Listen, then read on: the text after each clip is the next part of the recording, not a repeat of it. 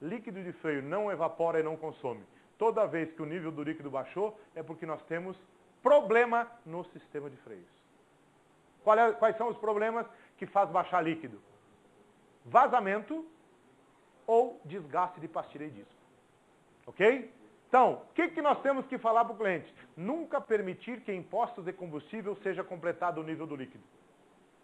Toda vez que o frentista avisar que precisa completar o nível do líquido, traga o carro na oficina para nós avaliarmos qual é a causa da perda de líquido. E assim, é um outro argumento de conscientização de manutenção preventiva. Ok? Muito bem. Um componente, pessoal, do sistema que é muito comum promover excesso de temperatura no freio dianteiro é esse componente aqui. Válvula equalizadora. A válvula está montada no sistema para quê? Para restringir o aumento de pressão no eixo traseiro. Nós sabemos que quando aciona o freio do carro, a dianteira do carro baixa, né? Baixa por quê? Porque aumenta o peso no eixo dianteiro no momento da frenagem.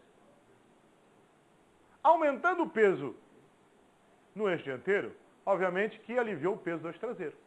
Aliviou o peso do eixo traseiro, alivia a aderência do pneu em relação ao solo.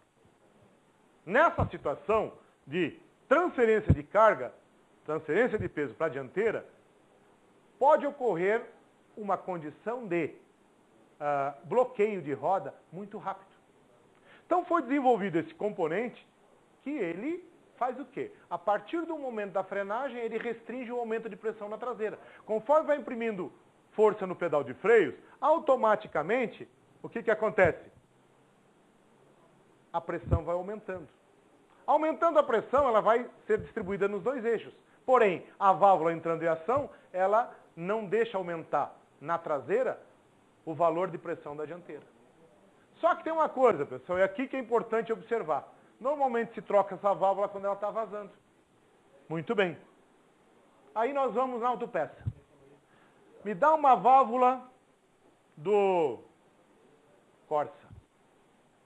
Aí o cara diz, olha, do Corsa eu não tenho. Mas tu leva do Chevette que é a mesma coisa. É o mesmo tamanho, a mesma rosca, pode botar, eu vendo toda hora e não dá problema. O que vai acontecer? O cara vai lá, monta, faz a sangria, deu o freio e está tudo certo. A diferença está, pessoal, na regulagem que tem na válvula, isso está expresso na carcaça da válvula. Esse número aqui que está nessa válvula, me diz que, quando o cilindro mestre gerar 25 bar de pressão, ela entra em ação. Até 25 bar não faz nada. Muito bem. Aí, a regulagem, como o nosso exemplo do Corsa, é 30 bar. Eu pego a do Chevette, que é a 25, vai funcionar? Vai. Porém, a do Chevette vai começar a restringir pressão muito cedo, fazendo com que o freio traseiro tenha restrição de acionamento. Ou seja, a válvula vai tirar a ação do freio traseiro. Portanto, sobrecarrega o dianteiro, superaquece, vidra a pastilha, empena disco, faz um monte de história e aí deu problema. Quando é que nós vamos chegar a essa conclusão? Quando nós fazemos um exame no sistema de freios, observamos que a válvula aplicada não está de acordo com o que é determinado para o carro. Portanto, quando eu examinar essa válvula, eu não posso simplesmente observar vazamento. Eu tenho que ver que número que está gravado no corpo dela, me informar com o meu fornecedor para saber com ele qual é a regulagem da válvula do carro que eu estou mexendo. E vocês podem ter certeza, pessoal, tem de carro rodando com válvula errada é uma constância no nosso dia a dia. Ok? Então já vamos adiantar, pessoal. Um dos segredos para a qualidade do nosso serviço, para que ele não promova reclamações, é nunca aplicar uma peça que não esteja determinada para o carro, ano e modelo que eu estou mexendo. Esse negócio do fornecedor dizer, não, tu pode botar essa que é a mesma coisa, é uma das situações de bastante constância de problema. Ok? Muito bem. Outra situação de geração de superaquecimento no eixo dianteiro. Como eu falava, o freio traseiro. E isso ocorre também, pessoal, por procedimento inadequado de manutenção. Por exemplo, um dos cuidados que normalmente não temos é observar as condições do tambor de freio. Para nós fazermos um exame no sistema traseiro, precisamos observar o desgaste do tambor traseiro. Tá? Além do desgaste, é importante ressaltar, pessoal, que nós gravamos em todas as peças, certo? A medida máxima de desgaste do tambor. Com um paquímetro, ou mesmo com uma régua, a gente consegue fazer essa medição. Para todas as peças que produzimos, pessoal, a gente determina a medida de tolerância de desgaste. O que isso incide? Se desgastou, perdeu material, perdeu resistência mecânica. Ok? Mas também perde muito em dissipação de calor. Tá? Menos material, menor é a dissipação de calor. Porque já falamos, o material do disco ou do tambor atua como massa térmica. Ok? Fica à disposição de vocês, pessoal, o nosso catálogo pela internet. É só entrar no site da Fremax, www.fremax.com, e vocês podem instalar no computador da oficina de vocês o catálogo Fremax.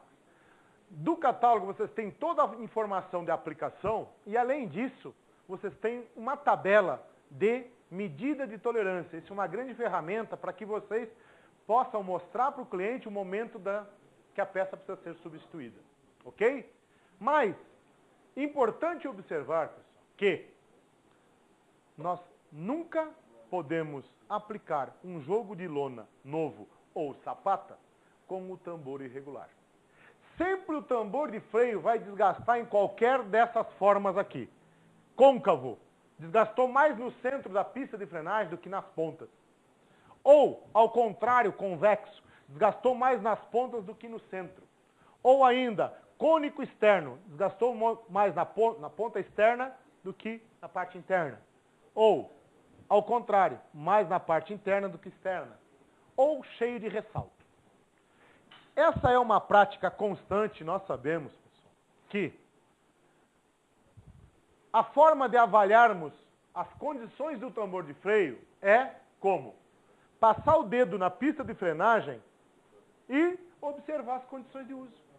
Se está lisinho, para muitos de nós está ok. Só que, embora a pista esteja lisa, mas ela desgastou em qualquer dessas formas aqui. Ok?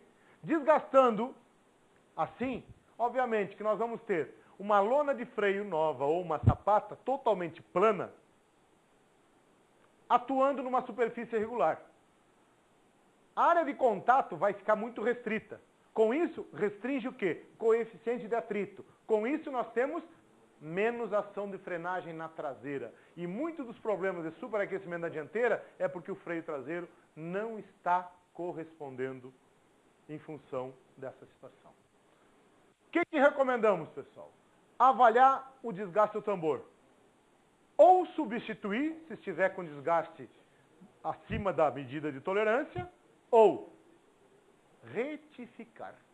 Ao contrário de muita gente pensa, nós fabricantes não somos contra a retífica do tambor. Desde que seja feito uma retífica perfeita, com um bom centramento lá na placa do torno, é onde promove uma condição de uso perfeita. Ok? Mas, de qualquer forma, pessoal, ou retifica o tambor ou substitui. Essa é a dica para a gente poder fazer uma manutenção correta e promover uma ação de frenagem perfeita no eixo traseiro. Ok? Muito bem. Outra situação. Lona de freio, pessoal. Quando que substituímos lona de freio? Quando está desgastada. Se a lona é rebitada na sapata, quando está próximo do rebite. Se a lona é colada, quando já está pegando na chapa da sapata. Aí